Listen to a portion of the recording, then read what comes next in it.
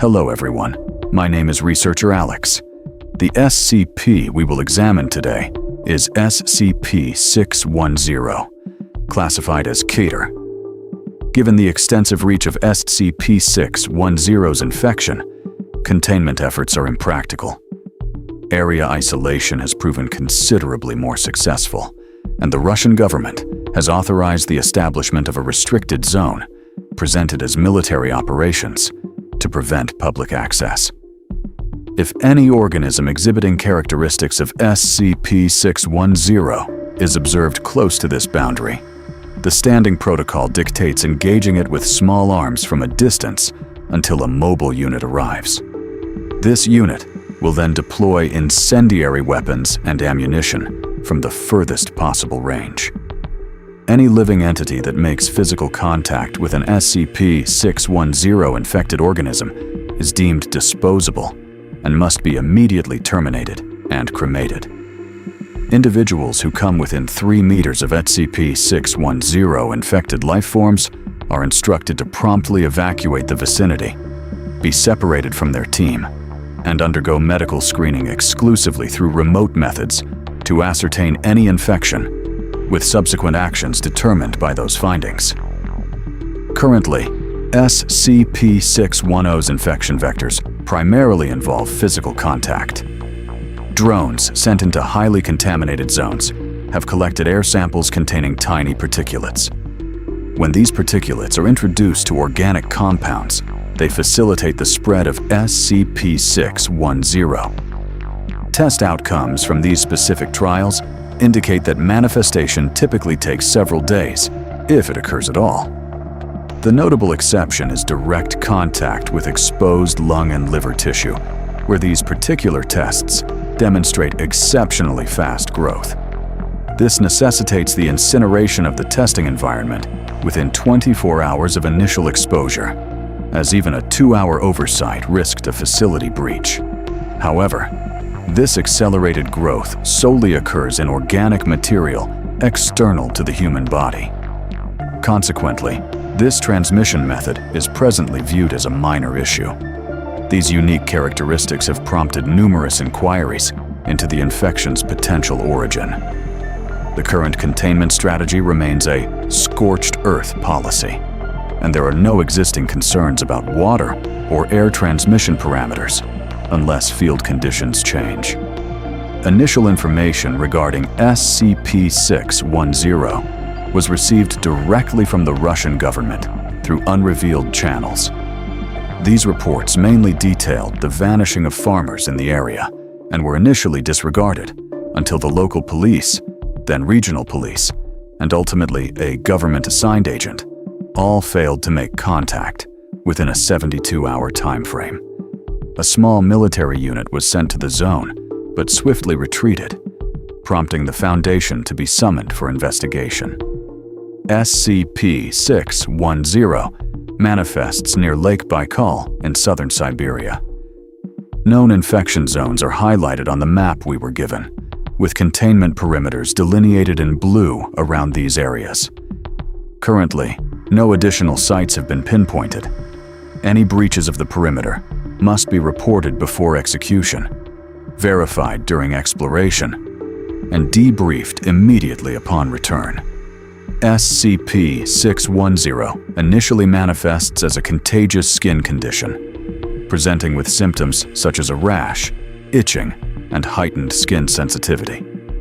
Within 3 hours, the illness progresses to form lesions resembling severe scar tissue on the chest and arms, then extends to the legs and back within an hour, fully overwhelming the victim within 5 hours. Exposure to elevated temperatures significantly reduces the time required for the contagion to spread, with full infections observed in as little as 5 minutes. Once the infection is complete, the victim's vital functions will halt for about 3 minutes before reactivating at 2 to 3 times the rate of a typical human. Subsequently, the scar tissue on the victims will begin to move autonomously and expand rapidly. At this juncture, normal human characteristics start to vanish beneath the infection, and the mutation trajectory appears largely arbitrary, Subjects studied during this infection phase have been documented developing 3 or more limbs of a single type, such as arms or legs.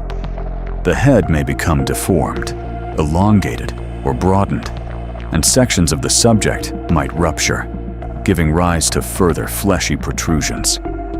The length of this infection stage is indeterminate, and not all subjects seem to advance to subsequent phases under currently unknown circumstances. An infected individual will stop moving and position itself in a location it finds appropriate, where it then establishes roots. The victim's fleshy growth will then extend over and absorb all nearby objects. However, these objects do not transmit infection in the same way living creatures do. The effects of extended contact with them are detailed later in this record. This behavior is presumed to cultivate an environment conducive to the ongoing proliferation of other infected entities. Direct observation of SCP-610 infected life forms by personnel is unfeasible. Individuals initially afflicted with the disease instinctively seek assistance, leading to unintentional infections. Those beyond the scar tissue stage actively and belligerently try to infect anyone who approaches them within an unspecified radius. It has been confirmed that if an infected entity can perceive and observe an uninfected one, it will advance toward them. If an infected entity has lost its sight, a distance of approximately 30 meters is considered secure. Monitoring of SCP-610 infected settlements is conducted using artificial means, such as remote robots. The information gathered from these observations, combined with the openly hostile tendency of the infected to propagate SCP-610, has led to its Keter classification. Nevertheless, provided nothing enters or exits the infected zones, it is regarded as a neutralized threat. Of particular concern are the extensive cavernous regions located beneath the infected settlements, which were uncovered during exploration. Efforts to deploy research personnel into these subterranean areas are currently in progress. We will now review the field logs pertaining to SCP-610. Regrettably, SCP-610-L6 is presently redacted. The sole detail available about this particular log is that it constitutes an exploration record for Operation Source Point, which I am advised is restricted to Class A personnel or above. Without further delay, we turn to Field Log SCP-610-1. A compact, remote-controlled rover was deployed to Site A to locate missing personnel following the establishment of the SCP-610 containment perimeter. The Russian government granted our request to study and explore the region. For this initial reconnaissance, a small, camera-equipped unit, designated Herbie, was sent from a secure distance and guided towards Site A. Herbie possesses a 12-hour battery life and a control range significantly exceeding the mission's requirements. Herbie successfully entered Site A without obstruction. The terrain surrounding Site A displayed early signs of assimilation by individual SCP-610 infected entities, found at seemingly arbitrary locations throughout the village's remains.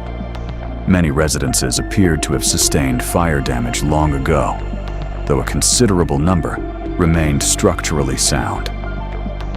Aerial reconnaissance of Site A, coupled with thermal imaging, estimated an infected population of 79. This count includes mobile infected individuals, yet determining the precise proportion of mobile versus immobile entities remains challenging. Site A exhibits diverse levels of physical mutation caused by SCP-610, and it is presumed that all residents are in advanced stages of the infection. Herbie monitored the village exterior for 2 hours, during which the infected entities displayed what seemed to be a rudimentary social structure. As Herbie remained stationary throughout this observation period, the exact actions of each individual infected person were unclear. Nevertheless, The central plaza periodically showed periods of intense activity, interspersed with lulls. Seeking further data, Herbie was instructed to track an infected individual as it entered a residence. The camera feed became unstable as Herbie traversed the gravel, following the swiftly shuffling infected person. The interior of this dwelling mirrored the description found in SCP-610's main file. The infected subject being shadowed was observed seated at a table. Upon entering the home, Herbie's camera was slowly elevated to avoid detection. This maneuver was either overlooked or disregarded. The infected individual was observed from the doorway, limping around the house and pausing at each visible infected organism. Curiously, it seemed to ignore the entity under the table, which, though not mobile, did not depart that spot. The pre-infection identity of this creature remains unknown. After circling the table and replicating this action 3 times, the primary infected individual, hereafter referred to as Alpha, paused at the bedside of the bedridden infected, known as Beta, and began to assault it with violent punches. Beta was unable to leave the bed for undisclosed reasons, yet it was not entirely immobile, as it thrashed its arms in reaction to Alpha's blows. Following several continuous minutes of this assault, a sharp, penetrating sound erupted from Beta's vicinity. Beta then expelled a cloud of an unidentified substance into the air from its chest cavity. Alpha remained within this cloud as it hovered around them, gradually settling to the ground. The unidentified life form on the table, separate from Beta, began to convulse in what appeared to be a seizure. Alpha once again circumnavigated the room 2 more times, pausing at each infected organism, but continuing to disregard both the entity beneath the table and Beta.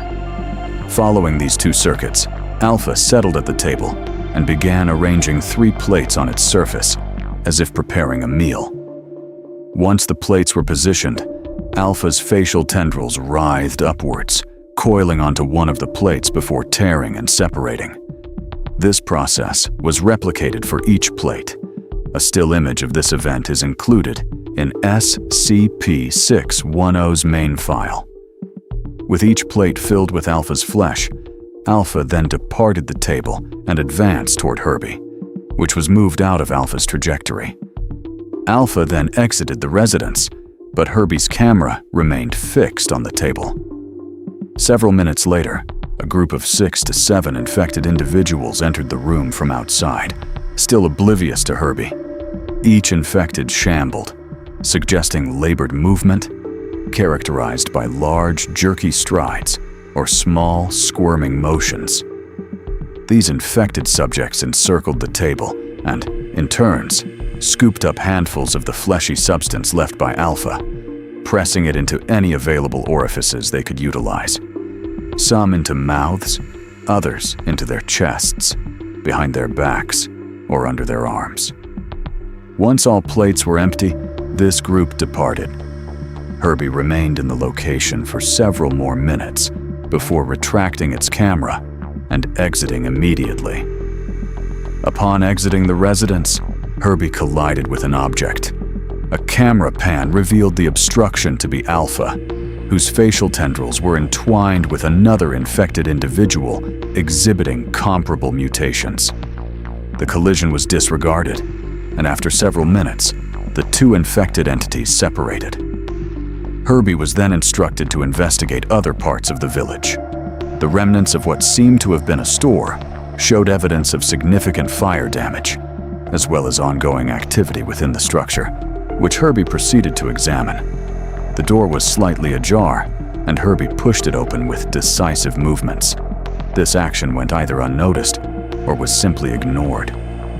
Inside the store were several infected persons, mostly standing idly. However, one infected individual was on the ground, continuously rolling back and forth within an approximate 0.3 meter, 1 foot radius, and was ignored by the others. Herbie maneuvered beneath the partition separating the cashier's area from the customer zone and scanned the area behind the counter. The upper torso of a person was seen protruding from a cellar door located behind the counter. This individual did not exhibit signs of advanced infection and was clad in a Russian soldier's uniform. Herbie zoomed its camera for identification confirmation, noting that the person's eyes were in constant motion, frequently fixating on Herbie, while the remainder of the soldier's body remained motionless. Herbie was instructed to depart this area and proceeded to the back room. Within this storage space, a substantial heap of bodies lay stacked together. Visible fragments of clothing suggested a mix of military attire and civilian garments. No facial characteristics were distinguishable on any of the corpses due to their arrangement. Perched atop the pile sat an infected entity, its lower section seemingly fused to the mass, while its upper half thrashed and seized uncontrollably.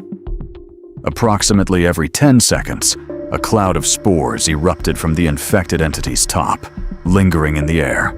Herbie was instructed to exit the building. After doing so, it moved past the village well, which was encircled by a series of immobile infected individuals, all facing the well. The arms of each infected person were outstretched, one touching the next, forming an unbroken chain, save for a single entity whose arms hung by its sides.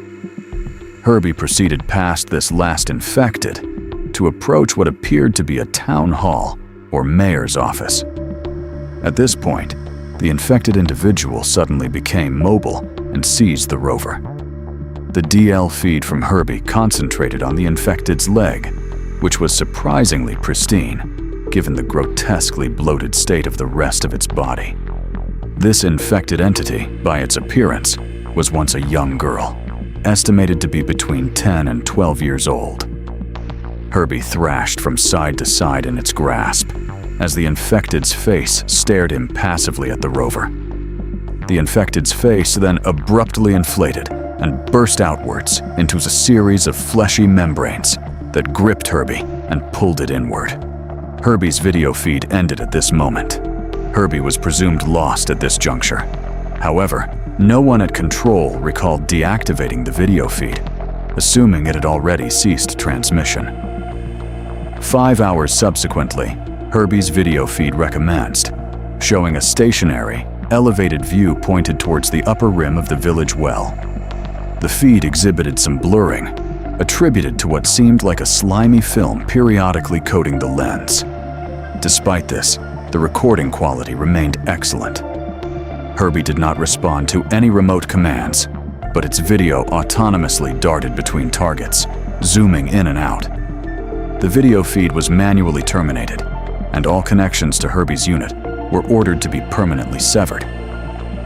Next, we proceed to field log SCP-610L2. An infected Class D operative was dispatched to Site C, equipped with video recording gear.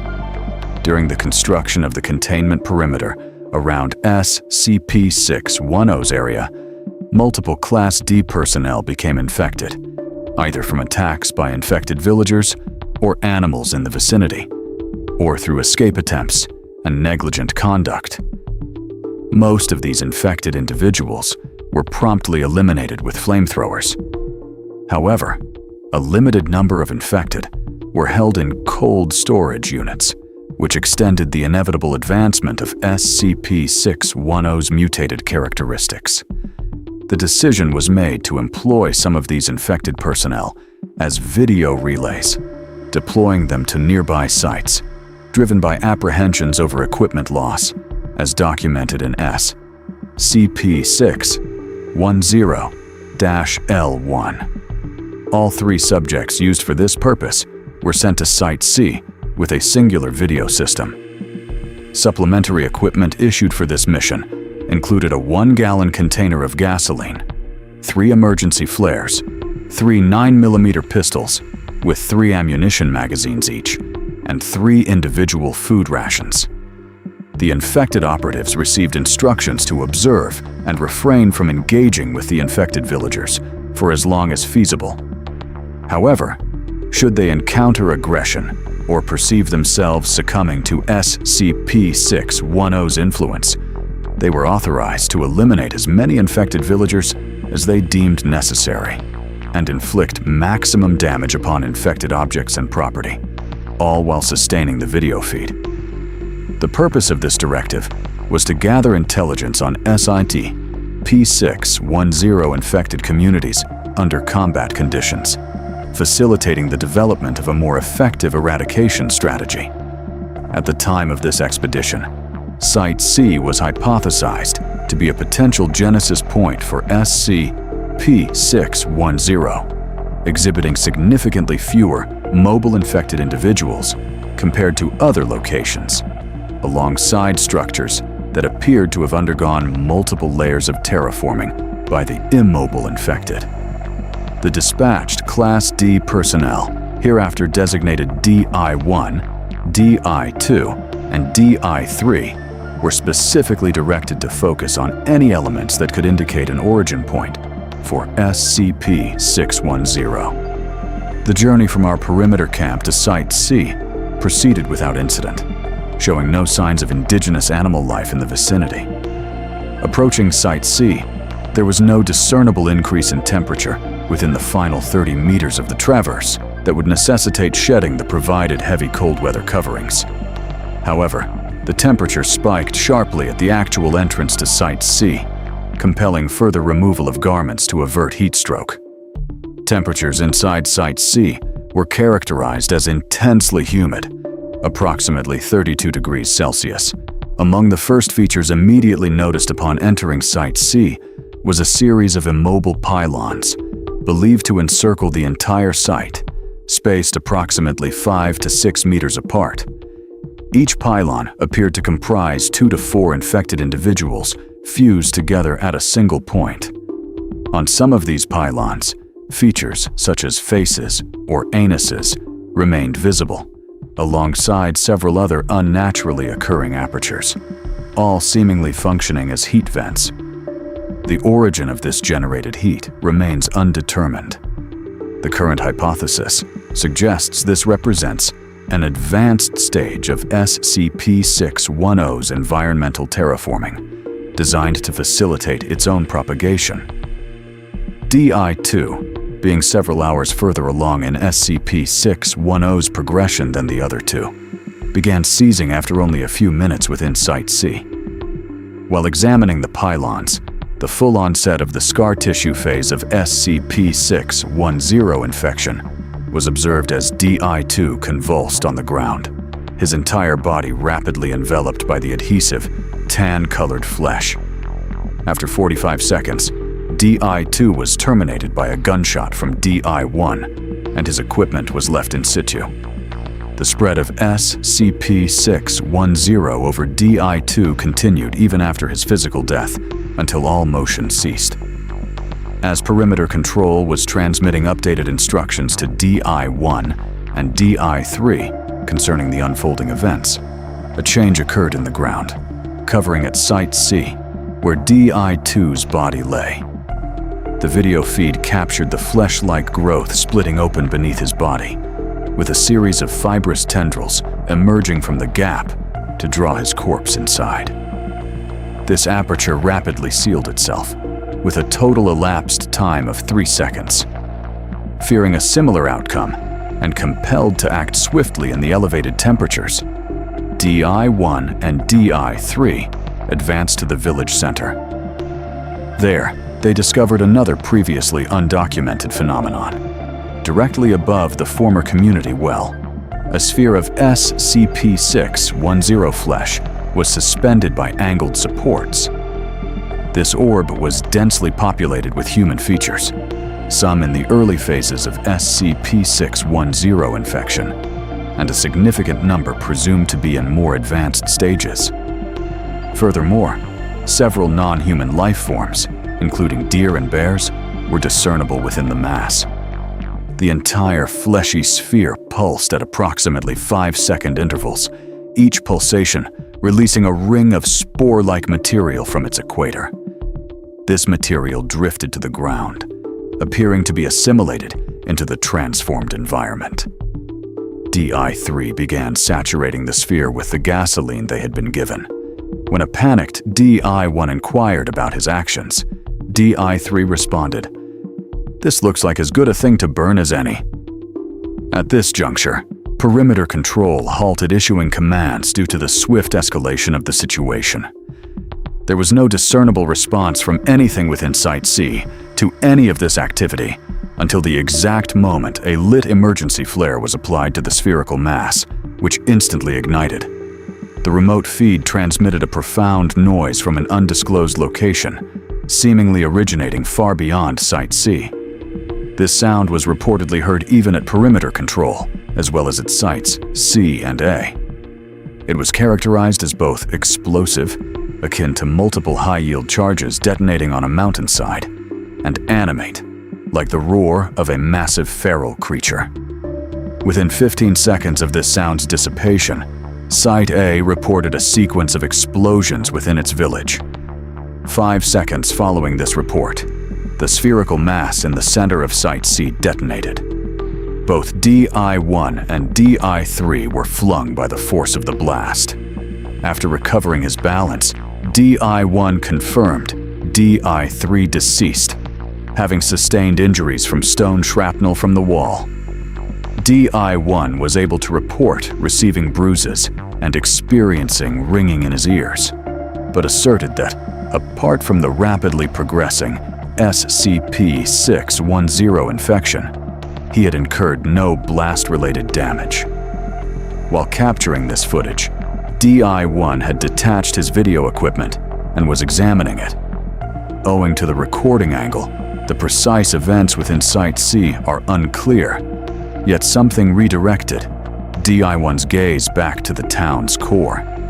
He stared for several moments before being forcibly dragged in the opposite direction, his video equipment falling to the ground and recording skyward. The final moments of footage from DI-1's unit showed a humanoid shape traversing through the air, succeeded by the sound of an impact from the same trajectory. Within 3 seconds of this incident, an unidentified creature stepped onto the recording video equipment, obliterating it. Perimeter control maintained a state of heightened alert across all locations for a full 24 hours following this event, with no further incidents reported. Proceeding now to field log SCP-610L3, the initial discovery of tunnel entrances at Site A. The devastation resulting from the swift collapse of the Site C exploration attempt during SCP-610L2 triggered a sequence of unforeseen occurrences at Site A, as the peculiar spherical formation in Site C was incinerated and obliterated. The SCP-610 infected inhabitants of Site A were documented by aerial drones entering states of seizure and convulsion. The immobile SCP-610 infected subjects rapidly withered and expired, as did all the fleshy substances that had spread across inanimate objects throughout the village. Those mobile SCP-610 infected individuals who managed to regain their stability all converged on what appeared to have once been an upscale residence and entered the structure. Upon their entry into this dwelling, its foundation gave way, exposing a sinkhole below. The dimensions of this hole, compared to the structure above, made it seem improbable that the building simply collapsed. Instead, it implied an internal force from within the sinkhole deliberately applied pressure to the structure, intending to pull it inward and expose the cavity. The exposed sinkhole was estimated to be wide enough for 3 adult men to stand abreast. Despite remote drones directing light sources into it, illumination could not extend beyond a depth of 4 meters. Objects dropped into the void produced no audible impact, leading to the assumption of a depth exceeding 1,000 meters. External reconnaissance of the sinkhole at Site A was restricted to 2-hour periods. Atmospheric samples collected within the vicinity indicated a total cessation of SCP-610-related activity. All infectious life forms that did not retreat into the sinkhole perished above ground, rapidly desiccating into shriveled husks. Consequently, manned exploration of Site A received immediate approval and began within 30 minutes. A total of 3 research teams, each comprising 2 to 3 research personnel and 4 to 5 armed escorts, were deployed to establish stations among the village remnants. Samples of deceased SCP-610 infected individuals and converted matter were collected and transferred to Perimeter HQ for analysis and shipment. Within the second hour of Site A's exploration, one team successfully retrieved and packaged a small sample of still-living SCP-610 tissue from a building for further study. By the close of the second hour, echo reverberation units were positioned around the sinkhole to generate a precise map of its internal structure and any inaccessible tunnels. However, before these echo units could be activated, seismic activity commenced at Site A. 2 of the initial 3 teams remained on site, while the third was already en route back to Perimeter HQ with collected samples. This third team received orders to continue their return to Perimeter HQ upon the onset of seismic activity and was explicitly instructed not to re-engage with Site A for assistance. The seismic activity at Site A reached a peak of 2.3 on the Richter scale before abruptly ceasing. Immediately after this seismic event, a deluge of SCP-610 spores erupted from the sinkhole, blanketing the surrounding area within a 50-meter radius. Since all on-site personnel were equipped with Level A hazardous material suits, the spore eruption, though alarming, did not result in any infections. As the eruption was being reported, both teams remaining at Site A came under assault from aerial life forms infected with SCP-610. Remote drone video equipment captured these organisms, which exhibited extremely advanced stages of infection. It remains impossible to ascertain their original species before mutating to their current form. Many of these avian creatures attacked by cleaving their heads in half, clamping onto research personnel, then lifting them into the air and dropping them into the sinkhole. These infected avians, however, proved susceptible to small arms fire. In the course of dispatching them, 2 research staff members were lost into the hole, and 1 was injured by crossfire. The injured staff member was immediately euthanized after exhibiting signs of infection due to a suit breach.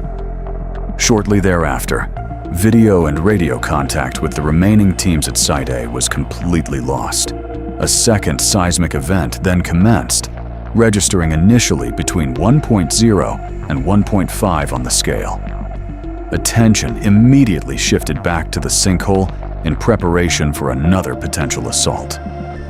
During the increasing seismic activity, which reached between 3.0 and 3.5 on the scale, a second spore burst erupted from the hole.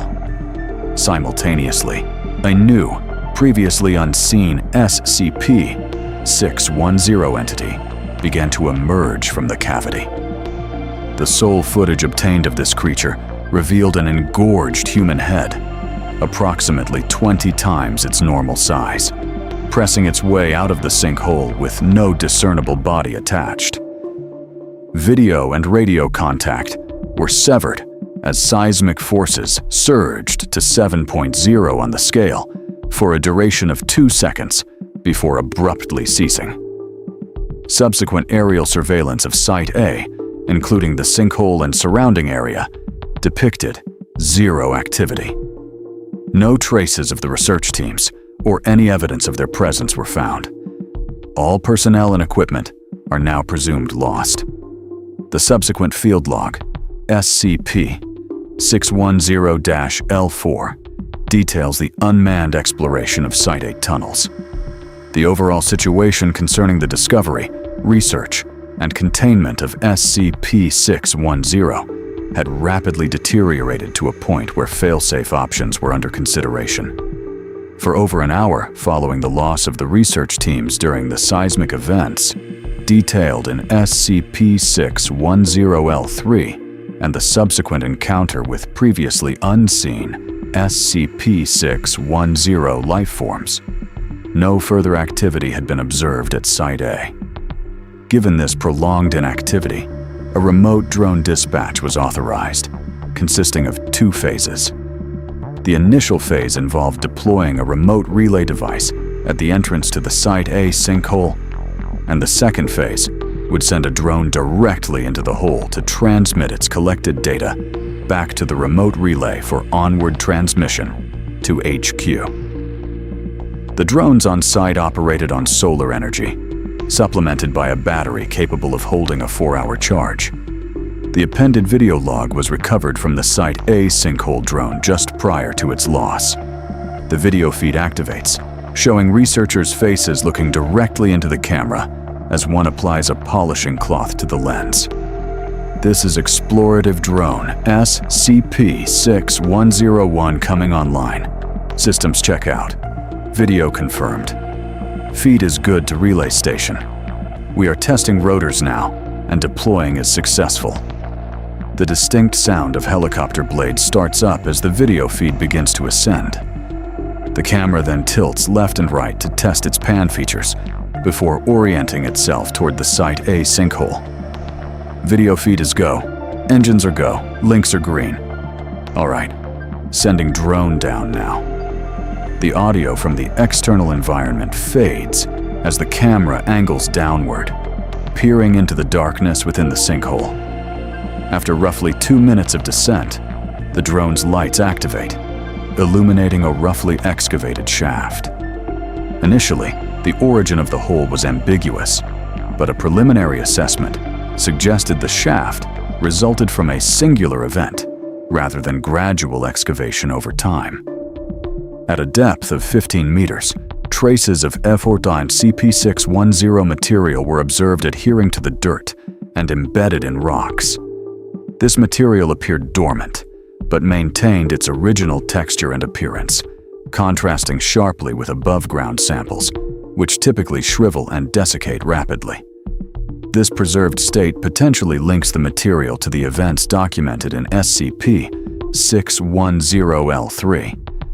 As the descent continued, reaching a depth of 100 meters, branch tunnels became visible within the sinkhole's walls. The camera's panoramic scan revealed numerous small tunnels branching off, seemingly at random intervals, yet not confined to a single side of the main shaft. These tunnels were deemed too constricted for any meaningful exploration. The drone's descent proceeded, and an increasing density of SCP-610 material on the tunnel walls was noted as depth increased. At 250 meters, the bottom of the sinkhole came into view, where the tunnel sloped sharply downwards, supporting the pre-existing suspicion of a natural geological formation. The drone's video feed shifted to illuminate this newly revealed tunnel, and the drone advanced through the area. SCP-610 now coated the entire tunnel, requiring caution to prevent the drone from making contact with any surface. Movement was detected 5 meters ahead.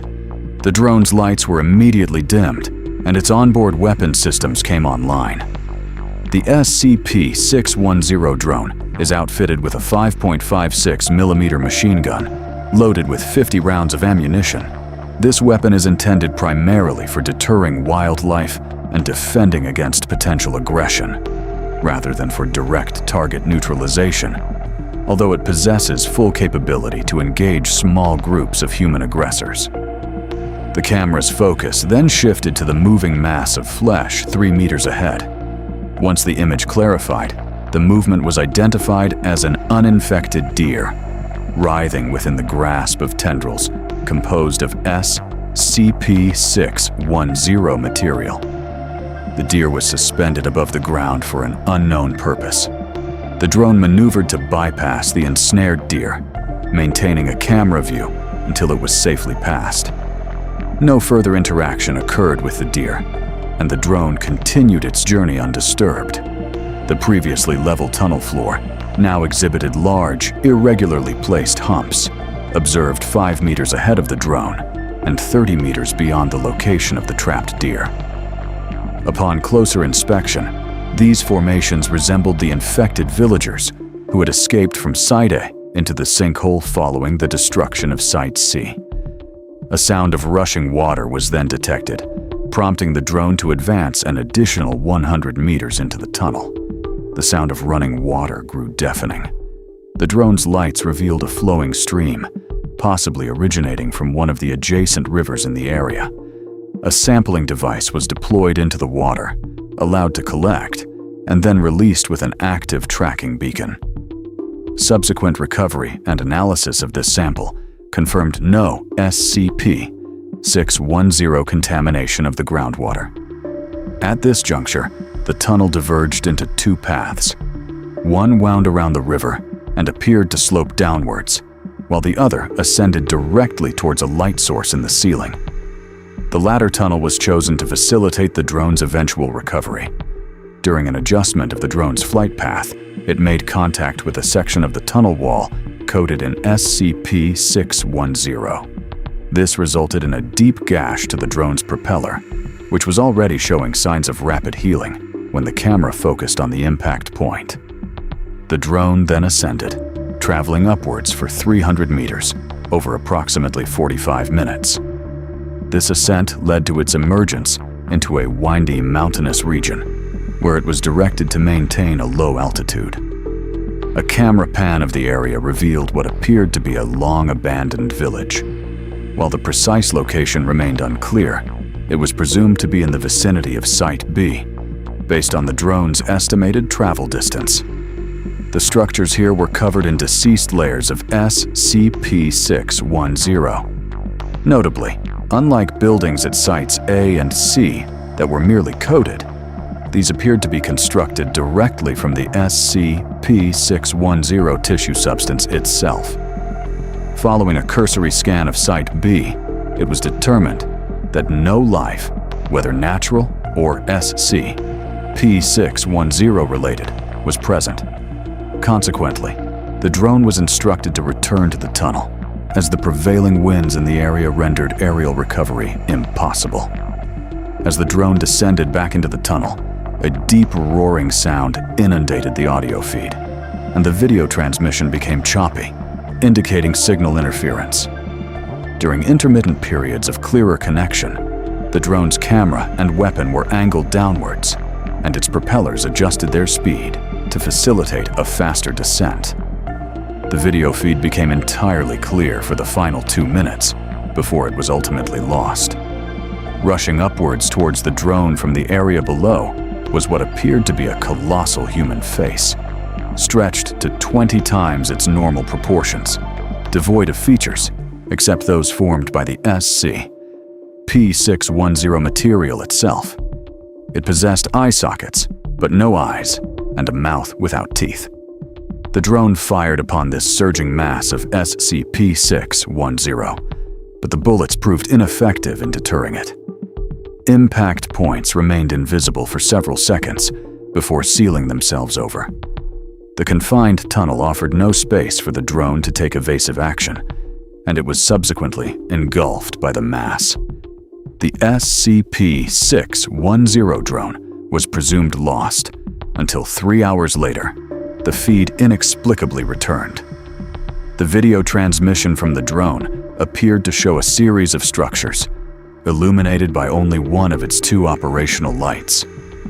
The camera began to pan around autonomously, without any instructions from the remote relays or HQ, capturing a vast number of shambling entities within the area. SCP-610 material then moved across the drone's lens, and the video feed was permanently severed.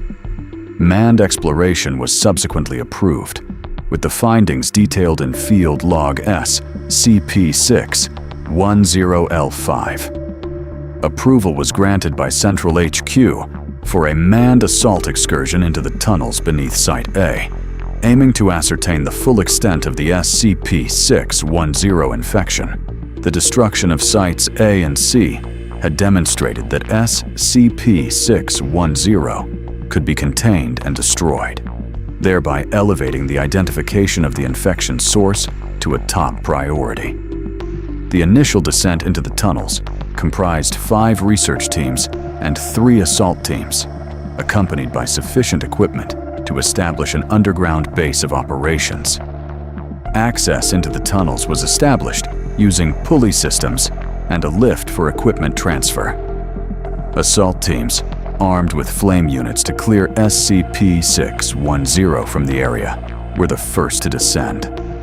All teams successfully descended without incident, with the flame units leading the way, ensuring an unobstructed path toward the water source where the SCP-610 drone had been lost. The base camp for underground SCP-610 operations was established at the base of a three-way junction, or four-way, if the water flow is counted. The first pathway extended from Site A to Cavern HQ. The second led toward the ruined village located in the mountains above, where the SCP-610 drone was destroyed by a large, unidentified SCP-610 entity. The third pathway veered west, seemingly following the water's flow for an undetermined distance. The cavern area at this location was notably expansive, supported by numerous rock formations coated with decayed SCP-610 material. The condition of this material indicated considerable age and appeared to contribute to the structural integrity of the supports. It remains unknown whether this reinforcement was intentional or coincidental. The two research teams divided their efforts between constructing Cavern HQ and collecting SCP-610 samples in various states. No contagious materials were detected within this area, and the creature previously recorded by unmanned drones did not manifest to the cavern staff at any time. Of the 4 research teams, 3 were instructed to proceed down the unexplored pathway, while an aerial drone was prepped for a second reconnaissance mission of the vertical shaft. SCP-610 infection did not become apparent along the third pathway until approximately 3 kilometers in, with severe infection only manifesting at the 16-kilometer mark. Despite the considerable distances covered by the assault teams, no infectious SCP-610 life forms were encountered, and the fleshy material coating the cavern walls presented no threat to the team. The most salient observations at this juncture included the escalating thickness of the material, which suggested proximity to a source, and the persistent absence of SCP-610 contamination in the water. As an experimental measure, a sample of SCP-610 was excised from the cavern wall and introduced into the water flow. It displayed no unusual reactions, but was swiftly carried away by the current. At the 20-kilometer mark, the leader of the assault teams requested a transport buggy for their use. A suitable buggy was available at above-ground HQ. However, its transit to Cavern HQ and subsequent remote operation to the team's location would require considerable time. Rations supplied to the assault teams were ample, enabling them to establish a temporary camp while the buggy was transported and prepared. Concurrently, an aerial drone was dispatched to explore the vertical shaft. The findings of this reconnaissance were temporarily deferred upon the buggy's arrival at Cavern HQ and were eventually documented separately. The buggy was successfully navigated to the assault team's encampment without incident en route. However, immediately upon their arrival, and as they prepared to resume exploration, the assault teams were ambushed by several large SCP-610 infected lifeforms that emerged from the area directly ahead of them. Video footage recovered from the assault team's cameras revealed their surprise as the SCP-610 infected creatures were completely silent and remained undetectable on film for 1 to 2 seconds. It appeared that some of these creatures were not simply emerging from the SCP-610 materials on the wall, but rather were being actively generated by the material itself, detaching to operate as independent entities. During an attempt to protect the buggy, several members were swept away by the water currents, and contact with them was subsequently lost. Contact was later re-established, and is documented in SCP-610-L6. The remaining assault team now comprised 3 members, armed with a single flame unit. The deployment of this unit proved crucial in repelling the assault, as standard firearms inflicted only minimal damage on the infected creatures. These infected creatures exhibited minimal biological characteristics that could link them to any known life forms in the region. This led to the hypothesis that they may have been spawned directly by the SCP-610 infection itself, acting as a form of defense.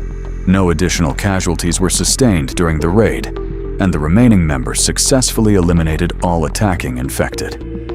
This allowed them to resume their exploration, now with the added directive to attempt to locate the lost team members.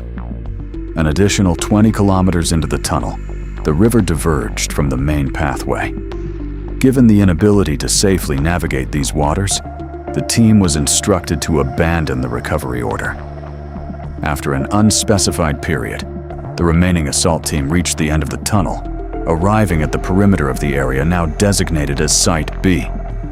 The team once again came under assault, this time from a smaller number of SCP-610 entities, though they were considerably larger in size. These infected appeared within the tunnel as if they had been lying in wait for the approaching team. These creatures were successfully dispatched using the flame unit, though this action depleted all fuel for the device. Consequently, the assault team was now restricted to standard firearms and short-range personal flame units. A 5-minute pause was observed before the team advanced further into Site B, maintaining caution against potential future assaults by SCP-610 infected entities. The tunnel broadened into what seemed to be a village of intermediate age. The construction of the buildings in this area appeared primitive compared to the settlements at Sites A and C, clearly indicating human craftsmanship. Many structures rested at precarious angles or slants, suggesting they had been disrupted by a previous cave-in. Of particular interest was a building appearing to be a church, complete with a functional clock tower. This structure was built upon the ruins of 2 older, completely collapsed buildings and possessed a visibly stable foundation. Encircling all structures in this area was a depression in the ground, filled with a substance resembling a liquefied form of SCP-610 fleshy material. The pool exhibited movements as if influenced by unseen forces, with ripples spreading outwards from invisible contact points and waves rolling as if by unfelt winds. The team meticulously avoided this pool at all times, proceeding slowly through the ruins where unstable foundations were prevalent, making the church their primary target area. Inside the church, pews were present as expected. However, only 4 remained, one of which was shattered, despite the building's capacity to accommodate up to 20. The 3 intact pews were arranged in a 2-to-1 formation, facing a pulpit. Notably, there was no trace of dust on any surface. The entire area appeared immaculately clean, which was surprising considering its location and presumed age. Behind the pulpit, a hole in the floor exposed a section of the SCP-610 pool situated directly beneath the building. Both the church and its surrounding ruins appeared uninhabited. The exploration of the church itself remained uneventful until the clock tower bell tolled. This tolling triggered a shudder throughout the building, immediately followed by human screams emanating from the ceiling. Lights directed at the ceiling revealed a large mass of SCP-610, from which a series of 6 wooden circles began to descend. Each circle had a living human strapped to it, their bodies entirely coated from neck to toe in SCP-610 material, yet their exposed heads appeared uninfected. These human captives screamed continuously as the bell continued to toll and the circles slowly lowered to the ground. The team started to move towards one of the captives to investigate, but an unknown creature cried out from outside the building, prompting them to quickly take cover in the shadows near the pulpit. All light sources were extinguished, plunging the entire area into darkness. Night vision equipment was kept off to prevent revealing the team's position. Sounds continued to emanate from outside the church, drawing closer, but at a lower intensity than the frantic screams of the captive humans. It was inferred that at least one entity had noticed the team, as the captive humans frequently called out to be saved. From the church's entrance, candlelight flickered on one side of the doorway, then the other. A figure was observed holding a small torch, moving back and forth to ignite a series of candles lining the doorway. The flame was then applied to a rope coated in SCP-610, which quickly ignited and spread upwards to a peculiar chandelier system situated at the church entrance. The light emanating from this system illuminated most of the crosses, but did not extend to the team's hiding spot. Those captives illuminated by the light did not exhibit the standard signs of beige-colored SCP-610 infection. Instead, they were enveloped in a red variant of the material, which displayed constant motion, rippling across itself in waves. From outside the church, a torrent of SCP-610 infected entities quickly shuffled into the area, completely disregarding the man who had lit the candles and now stood in the middle of the room. They proceeded directly to the captives on the wooden circles and began to pull at the red SCP-610 masses, eliciting further screams and cries. Based on the returned video feed, it appeared the red SCP-610 was physically connected to the captives, utilizing them as a source of sustenance. This absorbed sustenance was then used by the red mass to grow and, in turn, feed the normal SCP-610 infected. Some overly zealous infected tore at the red mass too aggressively, resulting in the tearing of skin and tissue from the human captive beneath. This newly exposed area was swiftly covered by the red mass, which then noticeably increased in size. This feeding process persisted for approximately 6 minutes, after which the candle-bearing figure sounded a gong. All infected entities subsequently moved to the pews. Although there were more creatures than available seats, none advanced beyond the frontmost pews. The figure who sounded the gong did not move, but spontaneously collapsed, as if made from hollow clay. From the pulpit area, activity was observed as a pillar of SCP-610 flesh ascended through the hole in the floor, extending and orienting itself toward the gathered creatures. Once the pillar ceased its movement, a profound silence descended. No sound was heard, and no motion was recorded for a period of 10 minutes.